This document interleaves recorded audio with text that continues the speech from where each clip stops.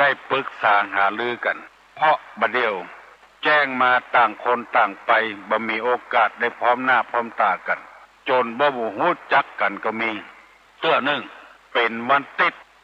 ท่านข้าราชการผู้ใหญ่ได้อยู่บ้านลูกบ่าวเพิ่นเข้าไปหากำลังทำงานอยู่ตาลอดแว่นตาส่องออกมาถามลูกเพิ่นว่าคนมาหาใครบ่ฮู้จักลูกเพิ่นล่ะเพราะว่าบ่ได้มีโอกาสได้หันหน้าลูกหน้าเต้าแจ้งมาก้นไปหัวไปก่อนที่จะได้นำรายการมาเสนอเพื่อพี่น้องลูกหลานเลนทั้งหลายฟังจะได้นำไหว้พระเพื่อให้เป็นสิริมงคลกับตัวกับครอบครัวกับสังคมการเดินทางต่อไปเนอะเตรียมตัวเนอะไหว้พระโดยตุลุง อะระหังสัมมาสัมพุทโธภะคะวาพุทธังภะคะวันตังอภิวาเทมิกราบสวากขาโตภะคะวตาธัมโมธัมมังนัมมัสสามิกราบสุปฏิปันโนภะคะวะโตสาวกสังโฆสังฆังนะมามิกราบอันธรรมยังพุทธัสสะภะคะวะโตบุพาภะคณะมะกะลังกะโลมะเสนะโมตัสสะภะคะวะโตอะระหะโตสัมมาสัมพุทธัสสะนะโมตัสสะภะคะวะโตอะระหะโตสัมมาสัมพุทธัสสะนะโมตัสสะภะคะวะโตอะระหะโตสัมมาสัมพุทธัสสะพุทธังสรณังกัจฉามิธัมมังสรณังกัจฉามิสังฆังสรณังกัจฉามิตุติยัมปิพุทธังสรณังกัจฉามิตุติยัมปิธัมมังสรณังกัจฉามิตุติยัมปิสังฆังสรณังกัจฉามิตติยัมปิพุทธังสรณังกัจฉามิตติยัมปิธัมมังสรณังกัจฉามิตติยัมปิสังฆังสรณังกัจฉามิอิติปิโสภะคะวาอะระหังสัมมาสัมพุทโธวิชชาจารณะสัมปันโนสุขโตโลกาวิทูอนุตตโลปุริสาธัมมสารถิสัทธาเทวะมนุษย์สานังพุทโธภควาติสวากขาโตภควตาธัมโมสันติติโกอากาลิโกเอหิปัสสิโกโอปนะยิโกปัจจัตตังเวทิตโพวินโยหิติสุปฏิปันโนภะคะวะโตสาวกสังโฆอุจุปฏิปันโนภะคะวะโตสาวกสังโฆญาญาปฏิปันโนภะคะวะโตสาวกสังโฆสามิจิปฏิปันโนภะคะวะโตสาวกสังโฆยะติตังจัตตาลิปุริสายุคานิอัฏฐาปุริสาปุคลาเอสะภะคะวะโตสาวกสังโฆอาหุไนโยปาหุไนโยทักขิไนโยอัญชลิกาลนิโยอนุตตะลังปุญญเขตังโลกัสสาติกับหนึ่งกับสองกับสาม วันนี้ตู้ลุงจะได้นำเอากรรมเก่านะมาเสนอให้ฟังเพราะว่ามันเป็นคำสั่งคำสอนไปในตัวโบราณเปิ้นว่าของบ่กินหูเน่าของบ่เล่าหูลืมคือหมายความว่าอันใดที่เรามีไว้แล้วเราบ่กินบ่ใจมันหูเล่าหูเน่าหูลุกหูเสียไปเพราะฉะนั้นมีอันใดก็ใจอันนั้นไปก่อนอย่าฟังซื้ออันใหม่เด้อใจได้ก็ใจไปก่อนซ่อมได้ก็ซ่อมไปก่อนฟังใจฮ้อนเด้อบางทีเราอาจจะได้ของแปลงลงไปถ้าเอาไปฟังซื้อถ้าเราพยายามอยู่หันไปเรื่อยๆเราจะได้ของที่มันถูกและของดีตัวเมื่อเราซื้อมาวันนี้วันพุธเพิ่นเสนอขายละบ่ได้สักคำแม้แถมอย่างหนึ่งพี่น้องกันมันไปหากันบ่อยๆถ้าบ่อยเข้ามันจึงลืมกันไปดังที่ รัฐบาลเพิ่นประกาศว่าวันติดขอให้เป็นวันครอบครัวอยู่กับกันตึงลูกตึงผัวตึงเมียตึงพ่อตึงแม่มีอันใดก็สู้จูกันกินปรึกษาหารือกันอู้กันโลกส่งกันปอคนเฮานี่มาใจเหมือนกับนกกับหนูเพราะว่าคนอู้กันได้จะได้รู้จักกันจะได้เอาอุปนิสัยของพ่อของแม่เข้าสู่กับลูกกับเต้าถ้าบ่ปรึกษาหารือกันบ่อยจังลืมกันไปบ่ไปมาหาสู้กันจังลืมกันไปเพื่อนฝูงฮักกันแป้งกันบ่ไปมาหาสู้กันบ่อยก็ลืมกันไปเนี่ยจึงเรียกว่าของบ่กินเอาละไว้มันจะเน่าไปเนี่ยเสียเวลาเสียประโยชน์หนังสือหนังหาสดโมโกห้องกูยังถ้าเอาละไว้ท่องมันไว้แล้วบ่เล่าทำไมบ่อ่านทำไมมันจังลืมเมื่อลืมกันแล้วก็ตีตัวออกห่างกันไปหมู่นี้เป็นต้นอันนี้เปิ้นฮ้องกันว่าบ่กินหูเน่าบ่เล่าหูลืมธรรมะคำสั่งคำสอนก็อย่างเดียวกันฟังไปอยู่เรื่อยๆมันจะเกิดความเข้าใจขึ้นเมื่อความเข้าใจเกิดขึ้นแล้วมันจะดีขึ้นก็ง่ายว่าก็ง่ายมันเคยชินกันไปอย่างจะสังเกตว่าคนที่บ่เข้าวัดเข้าวาคนที่บ่สนใจในศีลธรรมมันห่างไปติ๊กๆห่างวัดห่างวายังบ่พอตัวห่างกับพี่กับน้องแถมอันนี้นำมาเสนอพี่น้องทั้งหลายของบ่กินหูเน่าของบ่เล่าหูลืมนอกจากนั้นตู้ลุงยังมีกรรมธรรมะแบบใหม่ๆมาเสนอให้พี่น้องทั้งหลายพิจารณาแล้วจะไปคิดว่าให้ไผ่นะเอามาเสนอให้ฟังแล้วพิจารณาไปตามนั้นเพราะมันเป็นหน้าที่ของตู้ลุงอยู่แล้วที่จะได้ได้จ๋าได้ปากมันเป็นหน้าที่ของเราแล้วก็เสนอไปแล้วคนจำนวนนักที่ฟังแล้วยังบอกหรือต่อกันไปถามว่า6 โมงถึง 7 โมงเด้อฟังตู้ลุง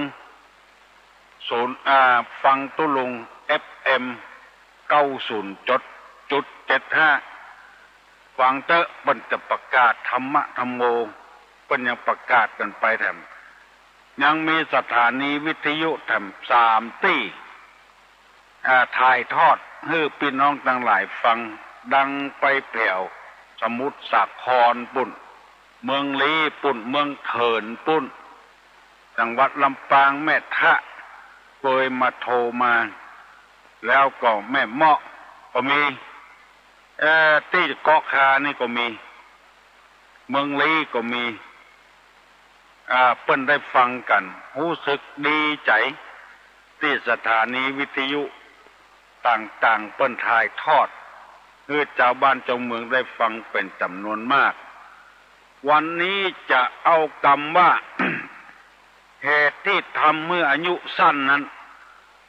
มีอยู่5 อย่างใครก็ใครมีอายุมั่นยืนยาวมีมาก้าขึ้นมีโชคมีลาภ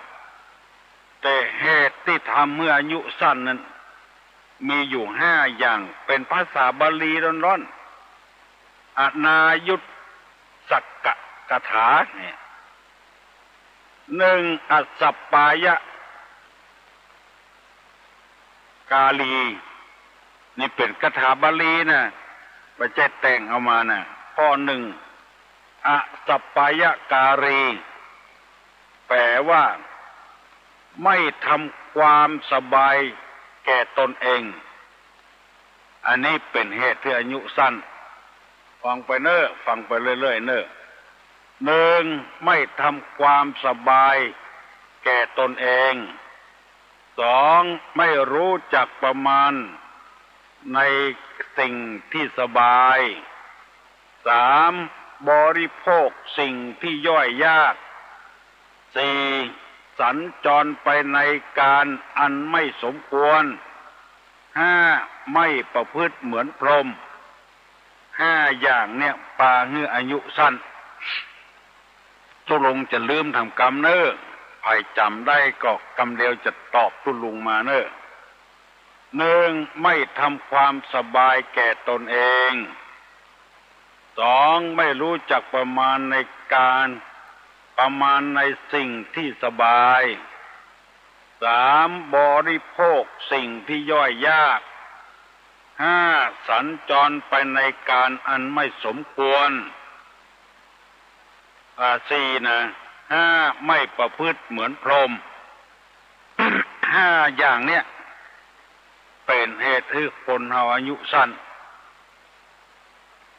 ตุลุงจะได้ขอเมตตาเวลาอธิบายให้ฟังแล้วช่วงนี้ฟังโทรศัพท์มาเตือนเพราะว่าเปิ้นอัดเทปเอาไว้จะได้เอาเผยแพร่แถมวันหน้าวันตาถ้าโทรศัพท์มามันจะสูญกันไปขอเมตตาจะอธิบายว่าข้อ 1อสัปปายะการีนั้นแปลว่าไม่ทำความสบายแก่ตนเองหมายความว่าจังใดหมายความว่าอย่างใดไม่ทำความสบายแก่ตนเองนั้นคือไปทรมานสังขารร่างกายคือตัวนักลำไปรับเลิกเวลานอนบ่นอนแอวเวลากินบ่กินไปกินเวลาบ่กินปุ่นอันนั้นคือบ่ทำความสบายให้แก่ร่างกายคือเอาใจตัวเองว่าบังคับร่างกายเมื่อคืนเป็นนกจันทร์เมื่อวันเป็นนกเก้าเมื่อวันเปิ้นเสาะว่าหากินกันบ่าเสาะสกำเอาไปนอนเนี่ยเมื่อคืนปุ้นออกเสาะว่าหากินเสาะลักเสาะจกเปิ้นอันนี้เป็นเหตุที่อายุสั้นถ้าเปิ้นปะก็ใส่ก่อนโดนทรัพย์สมบัติภัยก็ห่วงก็แหนตอนบ่โดนยิงโดนฆ่าก็เจอใดจะหนึ่งคือบ่ทำความสบาย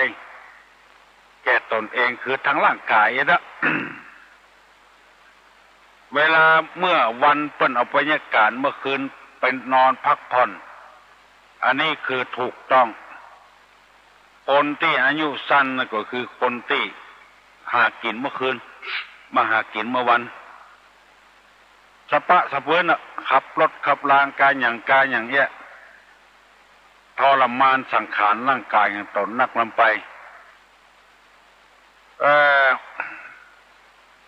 การที่ปั้มเป่งภาวนานั่งภาวนาวันค่ำคืนหุ้งอันนี้กดจัดเข้าที่นี่เหมือนกันคือไปทรมานสังขารร่างกายเพราะพระพุทธเจ้าโดนมาแล้วทำมาแล้ว49 วันนั่งภาวนาอยู่เกือบจะหมดชีวิตชีวาแล้วพระพุทธเจ้าหันโทษอันนั้นเพิ่นจึงอย่าไปทรมานสังขารร่างกายที่เราหันเราเอ็กละอ่อนเมื่อค่ำเมื่อคืนเนี่ยเมื่อวานหายแซบเมื่อคืนนู่นรถเครื่องเหตุการณ์แอวขึ้นล่องอันเนี้ยถ้าไปโดนท่านโดนนี่ก็อายุสั้นอายุบ่ยืนอันนี้เป็นเหตุหนึ่งคือทรมานสังขารร่างกายลงไปในนี้เพิ่นบอกว่าไม่ทำความสบายให้แก่ตนเองพยายามฝืนธรรมชาติอันนี้เป็นข้อหนึ่งอธิบายไปแล้วข้อที่สองไม่รู้จักประมาณในสิ่งที่สบายบ่รู้จักประมาณในสิ่งที่สบายเสี่ยงต่อชีวิตขึ้นหน้าผาขึ้นต้นไม้ผาดผลโดดล่มโดดอย่างมูเนี่ยอันตรายบางทีอายุยังไม่ถึงกำหนดขี่รถเครื่องโวยเปิ้นเอาไว้ใจการใช้งานเอามาแข่งกันเต็มถนนดังโบ้โบ้บ้าคนที่อยู่ใกล้ถนนก็ไม่ได้รับตัวเองก็ไม่ได้รับได้นอนบางทีก็ไปจนกันจนเสาไฟฟ้าพ่องหรือบ่อย่างอันก็ บ่ฮู้จักประมาณในสิ่งที่สบายสิ่งที่ควรจะสบายบ่ฮู้จักประมาณกินนักใจนักหมู่นี้เป็นต้นทำให้คนอายุสั้นใครอายุมั่นยืนยาวก็พยายามทำตามธรรมชาติเป็นสร้างไว้มีเมื่อวันมีเมื่อคืนอย่างหมู่นี้เป็นต้นไม่เป็นข้อที่สองอู้ไปพอจะ6:30แล้ว3บริโภคสิ่งที่ย่อยยากกระเพาะมันย่อยยากกินของที่มันย่อยยากของแข็งของฮ้อนของเผ็ดของเค็มหมู่นี้กระเพาะมันบ่รับแล้วตายกับกินก็มีจัดนักละอายุสั้นของดิบของแดงหมู่นี้เป็นต้นกินนักลำไปย่อยยากกระเพาะมันย่อยยากเอาใจเฮาเองว่ามันลำที่ปากก็กินเข้าไปมันเดือดร้อนกระเพาะจังเสียบต้องเจ็บต้องหมู่นี้เป็นบิดเป็นกิ้วตายบ่ถึงกำหนดกฎเกณฑ์กินของที่มันย่อยยาก ตุลงเคยไปนั่งอู้กับครูบาเจ้าทองคำวัดสันปะคอยเปิ้นว่าธรรมชาติมันเกิดมาอย่างใดเฮาบ่เนี่ยอย่างอันไปฝืนมันคนแต่ก่อนนี่อายุถึง100เปิ้นว่าอันหลังจากพระพุทธเจ้านิพพานไปแล้ว100 ปีคนจะเหลือ99 ปีแถม200 ปีก็เหลือ98 ปีเหลือมัตน่าจะน้อยประเดี๋ยวนี้ศักราชล่วงเลยมา 2,500 กว่าปีมาแล้วคนอายุสูงสุดตึก75 ปีเฉลี่ยไปตามนั้น75 ปีจนจะตายเพราะฉะนั้นคนใดอายุ70 ปีขึ้นไปละเจ็บป่วยถึงแก้กรรมก็บ่ต้องเสียอกเสียใจเพราะถึงกำหนดตำนานมาเล่ามาแล้วเมื่อเกิดมาใหม่ๆธรรมชาติเปิ้นก็บ่ฮือเขี้ยว อ เพราะว่ากลัวละอ่อนไปเกี้ยวไปกัดของกินแล้วกระเพาะมันไฟตองมันบ่แห้งเด้อย่อยยากพอขึ้นมาน่ะสักน้อยก็มีเขี้ยวน้ำนมเกิดขึ้นมาคบแห้งก็บ่ได้คบก้อยๆหลังจากเขี้ยวน้ำนมออกมาบ่เมินก็เขี้ยวฟันแท้ออกมาแถมเพราะว่าคนเฮามันอายุนักขึ้นมาแล้วเกี้ยวอย่างเข้าไปกระเพาะมันย่อยได้พอเท่าพอแก่มาเปิ้นก็ร่อนออกเตอซี่เพื่อให้คนได้อายุไปถึง75-80เอาเขี้ยวออกแค่ก่อนบ่ฮื้อกินของแข็งธรรมชาติเพิ่นสร้างนี่อัน กระเพาะมันจะย่อยยากเอาเขี้ยวออกแค่มาเดียวนี้เอามันฝืนธรรมชาติเขี้ยวร่อนไปแล้วใส่แต่ไม่เต็มปากเกี้ยวของแข็งเข้าไป ทำเมื่ออายุบ่ยืนแต่ก่อนนี้เป็นอายุเต็มที่เต็มตางเพราะธรรมชาติร่อนแล้วร่อนไปของแข็งเกี้ยวบ่ได้ก็ออกแกเอาของอ่อนๆเข้าไปอันนี้ข้อที่3 ลองฟังเถอะบ่มีธรรมะศาสนาไหนจะมาสอนอย่างที่เขาว่านี่มีทางพุทธศาสนาทีเนี้ยก็ลุงเลยนำเอามาเสนอ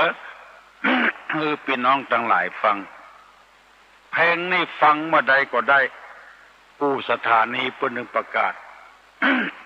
แต่ธรรมะอย่างที่ตุลุงนำมาเสนอนี่มันหายากเพราะฉะนั้นก็คือพยายามเมื่ออายุยืนน้อยบัดทำความสบายให้แก่ตน2บ่รู้จักประมาณในสิ่งที่สบาย3กินอาหารที่ย่อยยากอันนี้เป็นเหตุที่อายุสั้นนะข้อที่4สัญจรไปมาในการอันบ่สมควร ดังที่เราอู้กันแล้วสัญจรไปมาในเวลาบ่สมควรคือไปที่ไหนมาที่ไหนบ่ใช่การบ่ใช่เวลาขี่รถโวยลำไป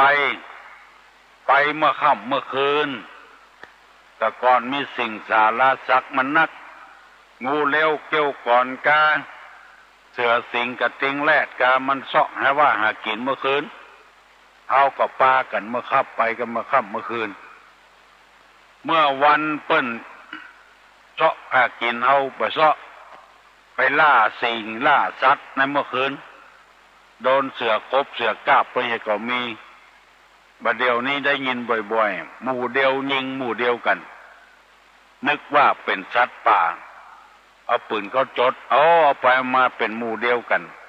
ตายเมื่อค่ำเมื่อคืนอายุยังบ่ถึงกำหนดเลือดตายไปเห็นแล้วคือไปที่ไหนมาที่ไหนนะเวลาอันบ่สมควรบางทีเข้าบ้านเขาจองเปิ้นเยอะๆบะแฮมบะไอ บะสัญญาณน่ะสักอย่างเจ้าของบ้านก็นึกว่าเป็นขโมยโจรโจรยิงไปใจดำไม่ป้องใจปืนป้องก็ตายเวลาอันบ่สมควรเมื่อวันบ่ไปมาค่ำเมื่อคืนอย่างหมู่นี้เป็นต้นไปก็บ่ใช่เมินอย่างบ่เดียวสัก2-3 ทุ่ม4 ทุ่มเพื่อเข้าบ้านเขาจองมานอนหลับอันเนี้ยไปที่ไหนเมื่อค่ำเมื่อคืนเตื้อก็ออกบ้านไปเพิ่นโทรศัพท์มาบอกว่าหมอนั้นเน้อตายรถจนเน้อปุ้นลำปางปุ้นก่อนเขากระเดียวมันเอี่ยวใกล้ๆเอี่ยวไก่ลำไปละปูนปุ้นก่อนไปตายในห้วยในดอยปุ้นเนี่ยพี่น้องเดือดร้อนตัวเพราะฉะนั้นขอฝากฝังไว้กับพี่น้องทั้งหลายพยายามเน้อเพื่ออายุยืนประเดี๋ยวนี้ใจรถใจหลางโว้ยลำไปมันบังคับบัดตันมันบ่ใจหูกำเฮามันเป็นเล็กเป็นหลว ขอเสนอไว้ให้ลูกให้หลานผู้ฟังทั้งหลายได้พิจารณาเอาไว้เพื่ออายุยืนเนี่ยน้อย กว่าที่เราจะใหญ่มาเลี้ยงเป็นทุกข์เป็นยากข้อที่ห้าเพิ่นบอกว่าอพรหมจารีไม่ประพฤติเหมือนพรหมพรหมนี่แปลว่าผู้ใหญ่อพรหมจารีแปลว่าไม่ประพฤติเหมือนพรหมพรหมนี่แปลว่าผู้ใหญ่คือทำตัวฮื้อต่ำต้อยน้อยใจทำตัวฮื้อบ่สูงจะแยะหยังเอาใจตัวเองว่าบันึกสภาวะของตัวที่เป็นอยู่คือหมายความว่าเฮาเป็นคนก็ต้องทำตัวเป็นคนจะไปทำตัวเป็นสิ่งสารสัตว์บ่ฮู้คุณพ่อบ่ฮู้คุณแม่บ่ฮู้คุณครูบาอาจารย์ บ่ฮู้คุณดินน้ำไฟลมเพราะเฮาถึงวันนี้ยังเป็นหนี้เพิ่นอยู่เป็นหนี้พ่อเป็นหนี้แม่ที่เพิ่นเลี้ยงเฮามาเป็นหนี้ครูบาอาจารย์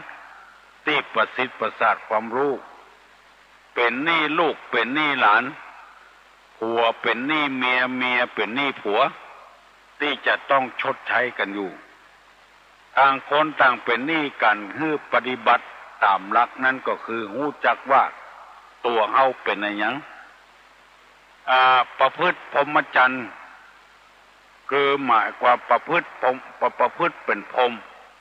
เป็นผู้ใหญ่เป็นคน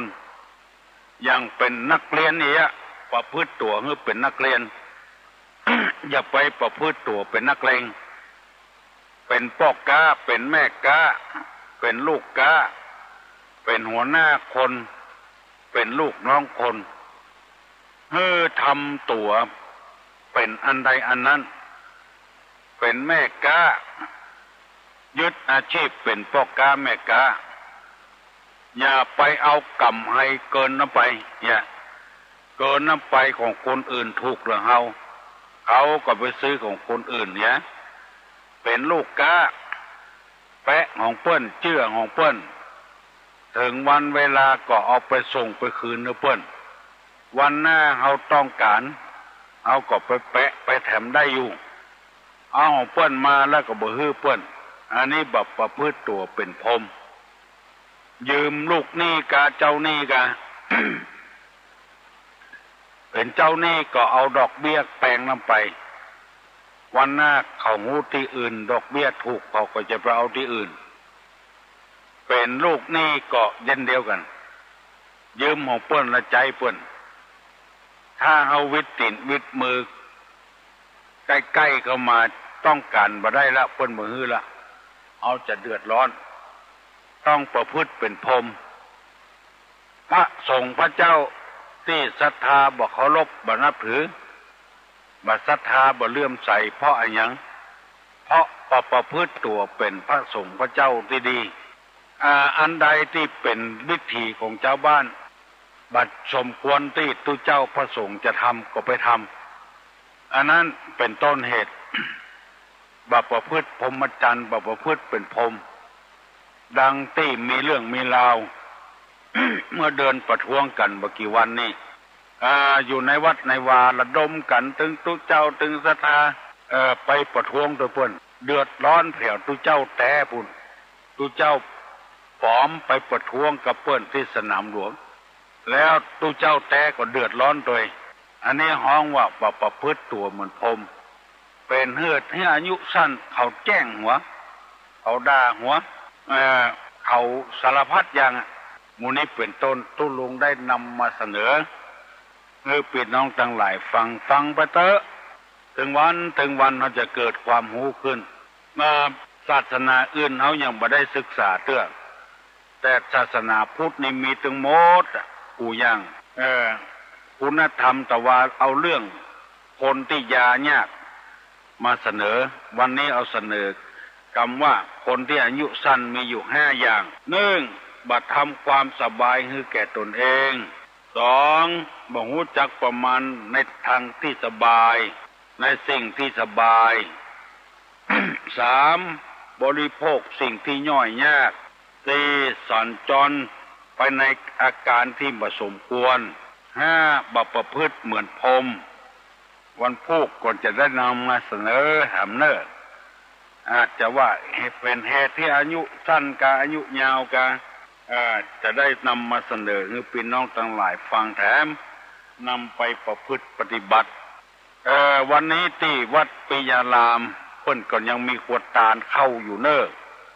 วันค่ำ ตั้งแต่9 โมงเป็นต้นไป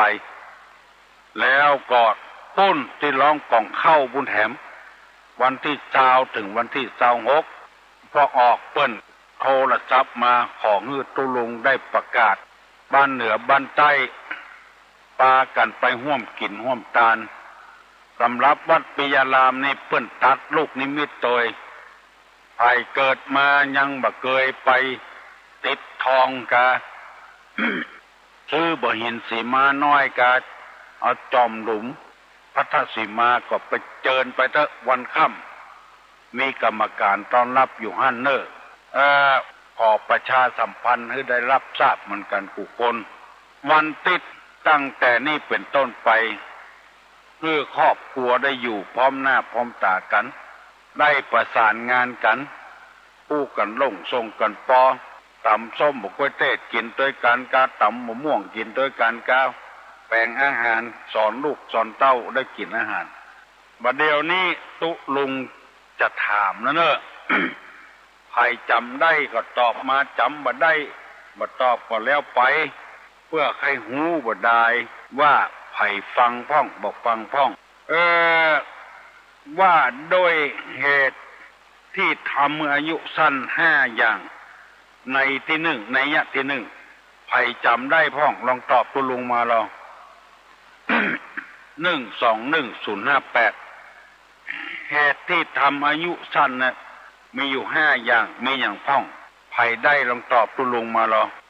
จำได้2 ข้อ 3 ข้อก็ตอบมาเถอะตุลุงจะได้หูว่าไผฟังกาบอกฟังกาตอบมาแล้วเฮ้ยฮัลโหลมันเย็นเนาะวันพุธไปตัดลูกนิมิตเนอะ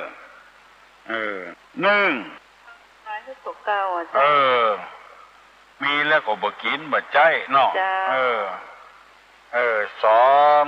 บ่ฮู้จักประมาณในสิ่งที่สบาย3บริโภคสิ่งที่มันย่อยยาก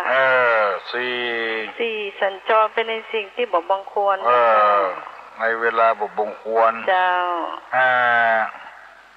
บ่ประพฤติเหมือนพรหมเจ้า5 ข้อนอกเจ้าถูกหมดถึง5 ข้อดีละเอ้ย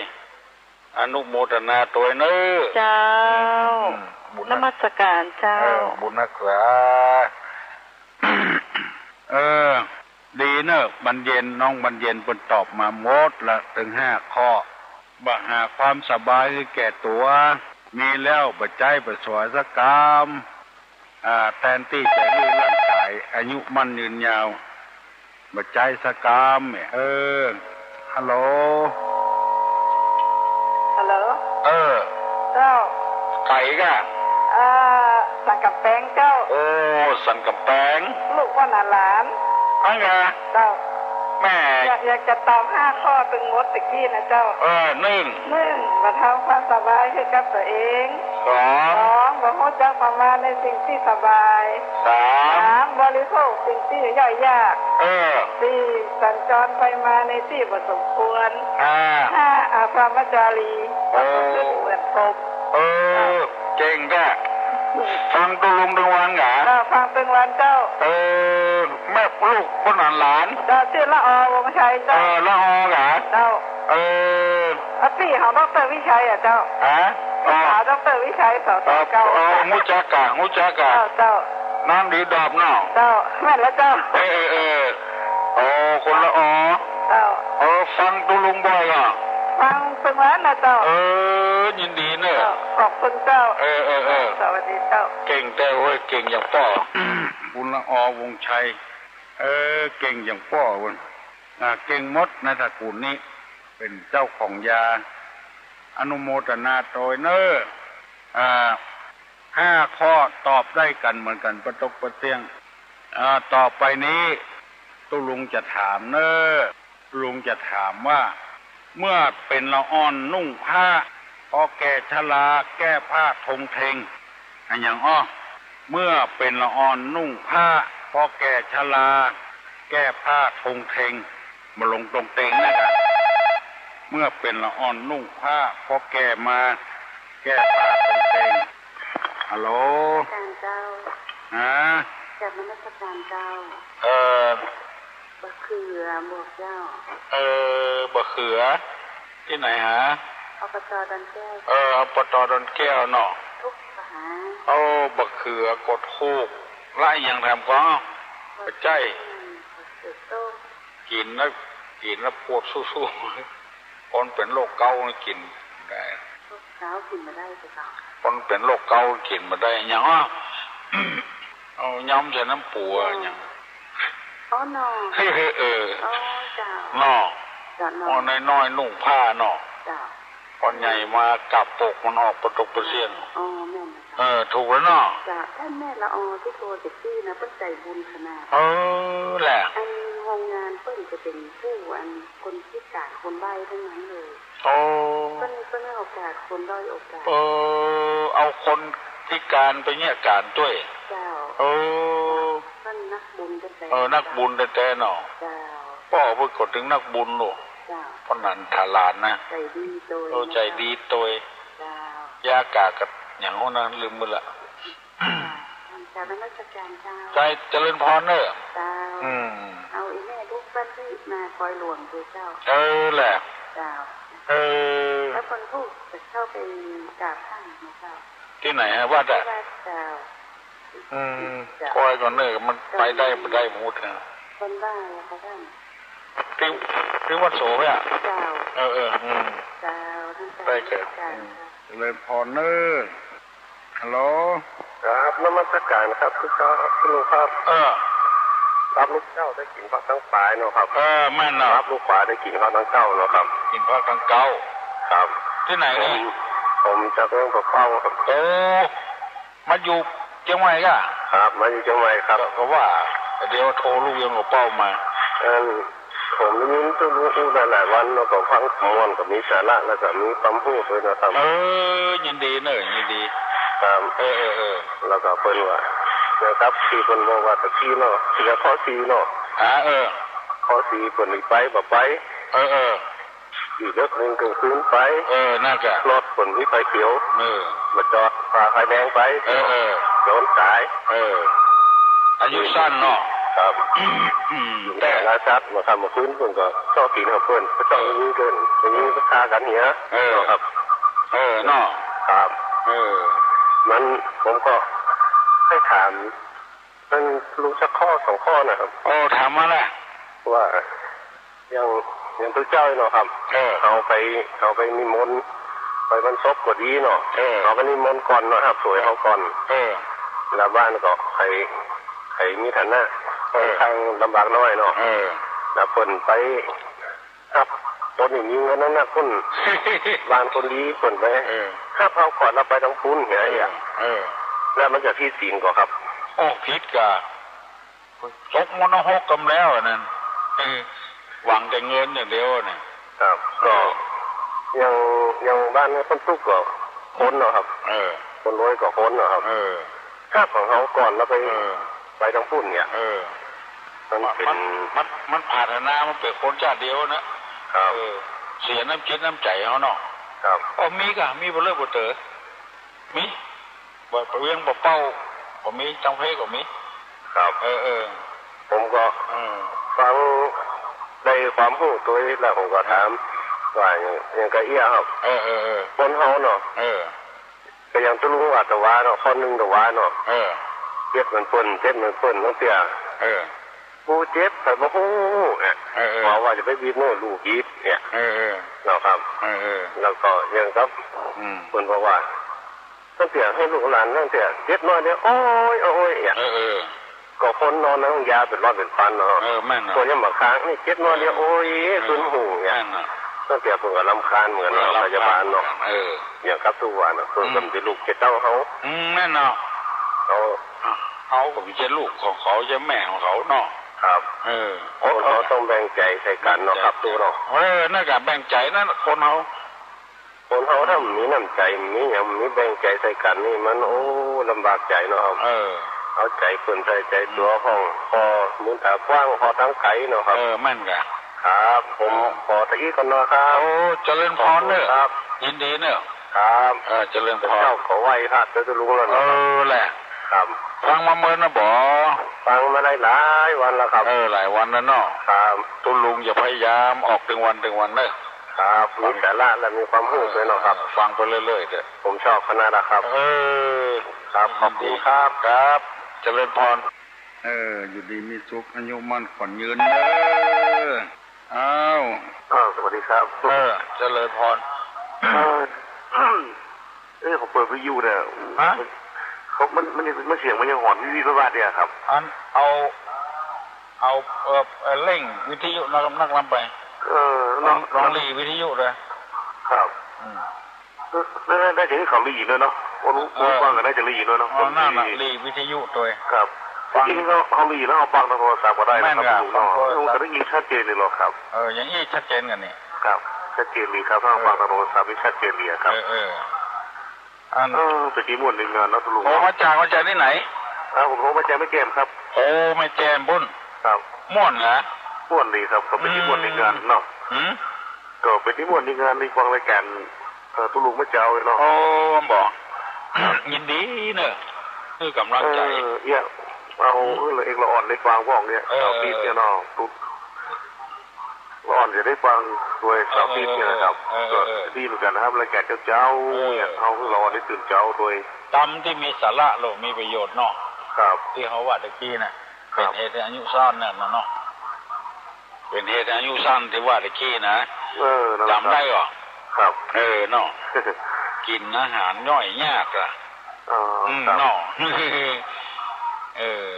ว่าใครมีในแพทย์พยาบาลพวกเพิ่นสอนกันแต่ในศาสนานี่เพิ่นสอนกันอย่างนั้นฟังชัดเจนดีบ่ครับผมบ้านไหนอย่างไม่แจ่มอ่ะอยู่บ้านบนนาครับบนนากะครับเพิ่นทำบ้านเมื่อฟังอย่างเงี้ยก็ฟังอยู่ครับพวกคุณฟังอยู่ครับฟังก็ต้องฟังเพราะว่าผมลุกมาไม่เจอเปิดวิทยุดังเปิดดังตื่นกันหมดแล้วเนาะครับเป็นกันหมดแล้วครับผมดังรับไปเมื่อเจ้าเป็นอย่างลำคาญดังในบ้านดังครับมันออกนอกบ้านเนาะในครอบครัวเขาเนาะครับนมัสการนะครับเจริญพรเนอะครับผมเจริญพรเกือบจะบ่ได้ถามปัญหาเนี้ยมาทำแล้วยินดีเนอะฮัลโหลครับผมนมัสการครับลุงผมแค่ถามว่าทุกเจ้าสั่งเข้ามาแล้วนี่อยู่พิษถึงตัวครับพ้นถึงพิษของเพื่อนแล้วลูกพิษของเพื่อนแล้วมีการรับโภชนาเวครับผมมันเบาหน่อยอย่างงี้เถอะมันเป็นปาจิตตีพุ่น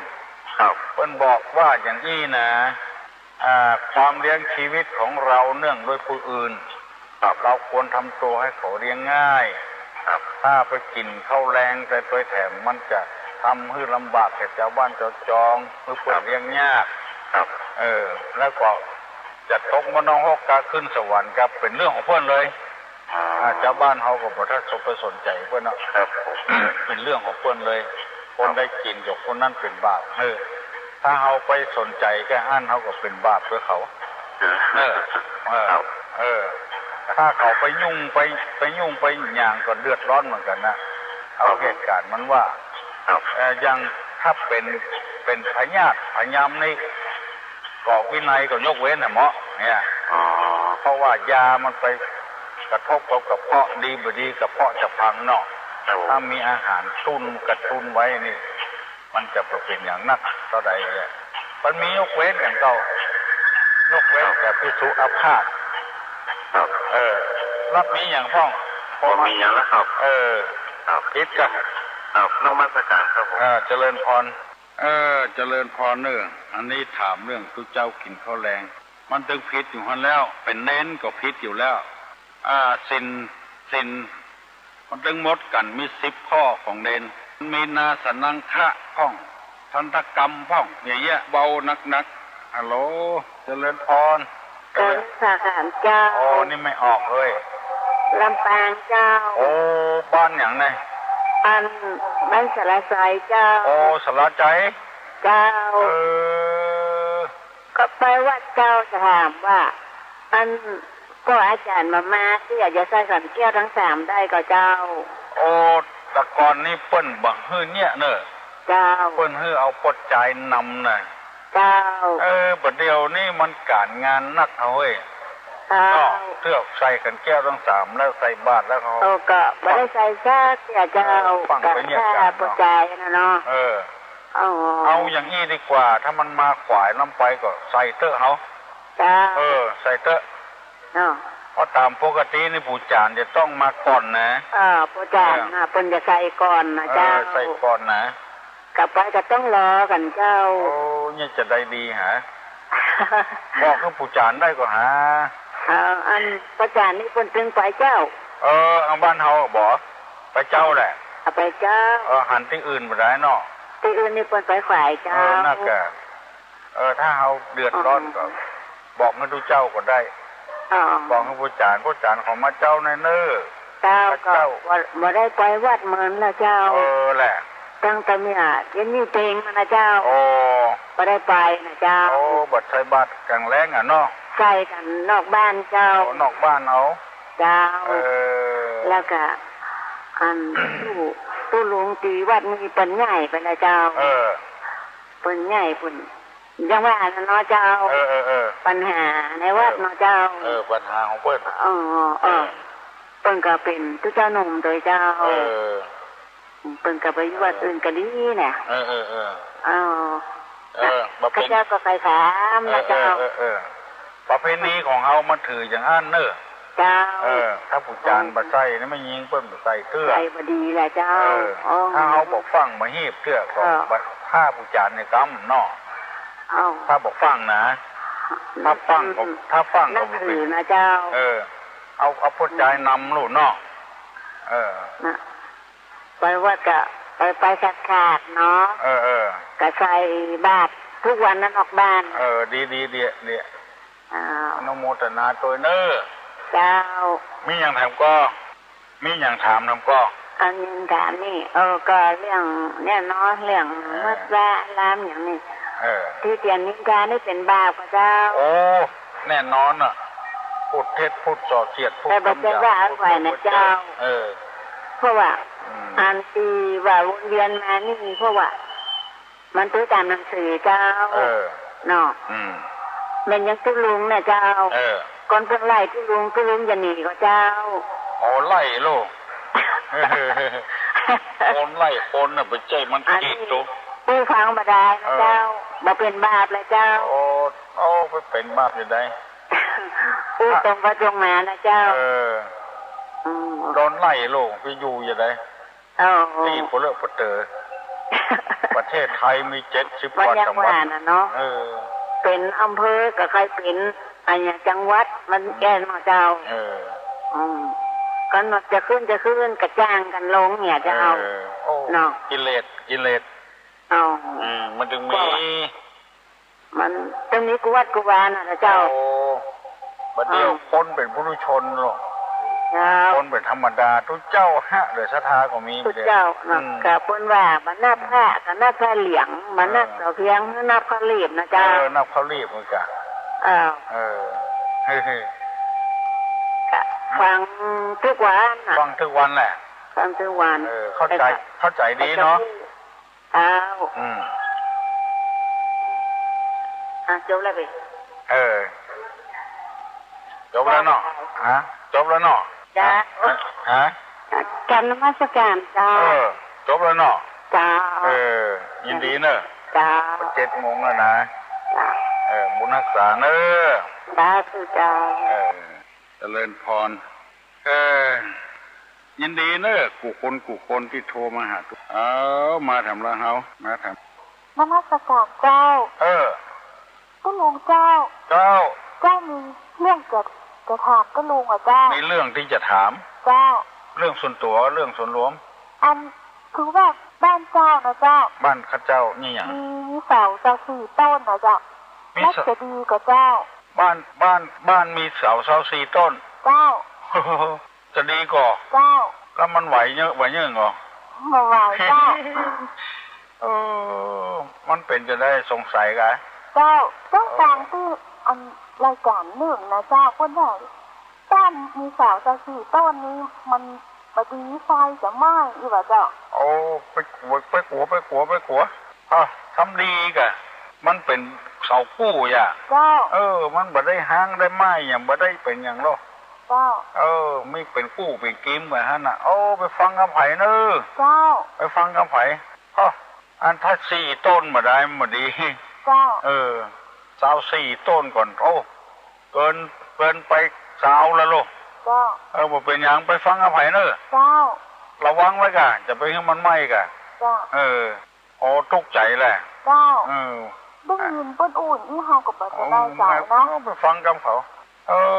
น่ะคนเฮาเนี่ยมันที่ว่าสื่อเนี่ยรัฐบาลเพิ่นผิดหัวกันกับสื่อจังวันเนี่ยเนาะฟังคนก่อนคนที่ว่านั้นเป็นไผถ้าว่าเป็นคนที่มีไผเคารพนับถือมันอย่าไปฟังกับมันว่าไปเลยถ้าเป็นพระสงฆ์พระเจ้ามีชื่อมีเสียงกันอย่างกาว่านี่ก็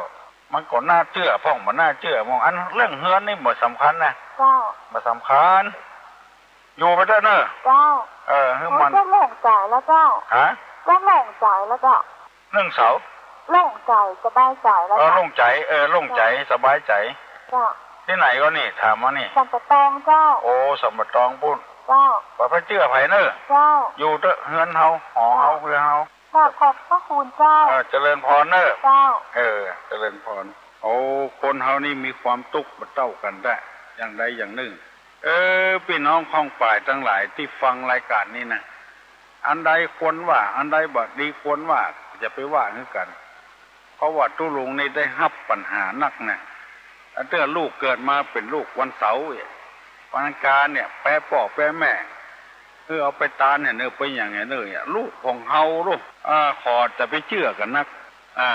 เชื่อก็จังลูกจังเต้ามีละอ่อนคนอายุสัก17 18เนี่ยให้มาที่วัดมาอู้กำเดียวก็ให้ฟาดถามให้อย่างเตี้ยพุ่นบ่ชอบแม่กับอาม่าก็บ่ชอบเตี้ยก็บ่ชอบเพราะว่าน้องเกิดวันเสาร์ที่ลูกคนอื่นเนี่ยฮักอู้อย่างอู้ม่วนอู้หวานบัดตัดน้องนี่อู้เอ็กก็ใส่แพ้ก็ใส่ให้หนีจากพ่อจากแม่เนี่ยบ่ฮู้จักคุณของพ่อของแม่ไปเห็นแล้วเพราะคนทั้งนอกนะไปว่าเฮือเปิ้นไปใส่ลายป้ายสีไปว่าอย่างเฮือเปิ้นนักเข้าคนเฮาก็เลยใจบ่ดีไปคนเฮานี่บ่จะเล็กจะข่างหรอกจะไปว่าคือกันกรรมอันใดในศาสนาเพิ่นว่าควรในของที่ควรอย่าไปควรในของที่ไม่ควร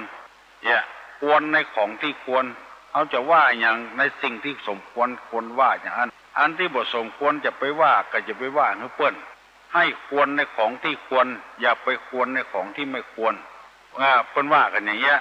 พี่น้อง10 สาวชาวบ้านคนมันเต้าอยู่หั่นแล้วไปด่ามันซ้ำมันตาบอดตาลมว่าบ่พ่อบ่ก้อยอย่างเงี้ยมันก็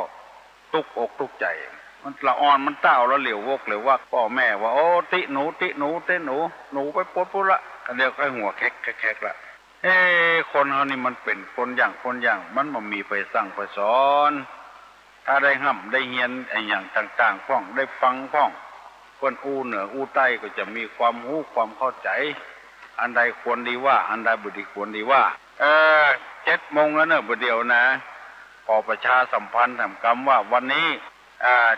ชมรมผู้สูงอายุโรงพยาบาลนครพิงค์เปิ้นประชุมกันเนอะคนเฒ่าคนแก่บ้านเหนือบ้านใต้ชวนกันมาประชุมเปิ้นจะสืบชะตาราศีตัวก็ได้ยินข่าวว่าจังนั้นแล้วพวกการนายขายกันมาเต็มวัดเต็มวาแล้วใครก็ซื้อครอบซื้อครัวก็มาซื้อเนอะขอให้พี่น้องทั้งหลายมีความสุขความสบายตลอดวันตลอดคืนตลอดปีแล้วก็จะขอปั่นป้อนให้มีโชคมีลาภผู้คนเนอะยกมือไหว้เนอะสปีติโยวัจจันตุสัพพะโรโควินัสตุมาเตภวะตนตรายโยสุขีติคายุโขภวะอภิวาทนาสีริสันนิจังวุธาปจายิโน จัตตาโลธรรมาวัฏันติอายุวันโนสุขังพลัง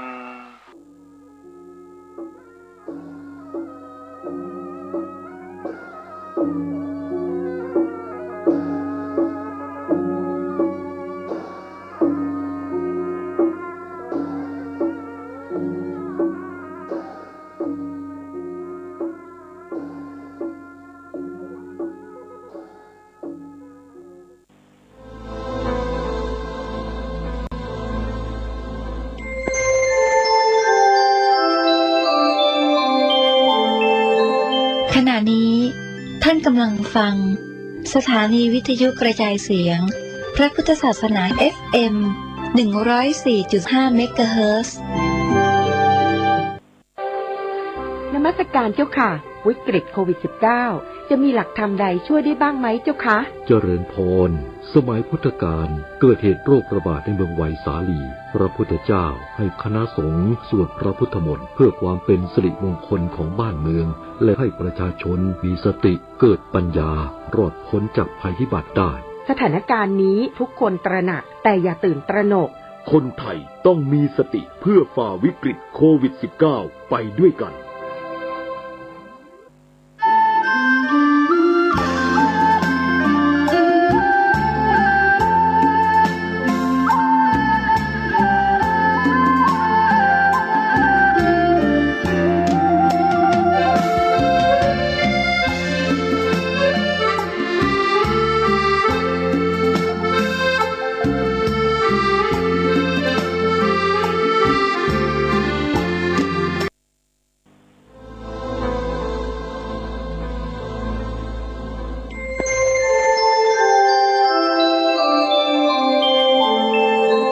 ขณะนี้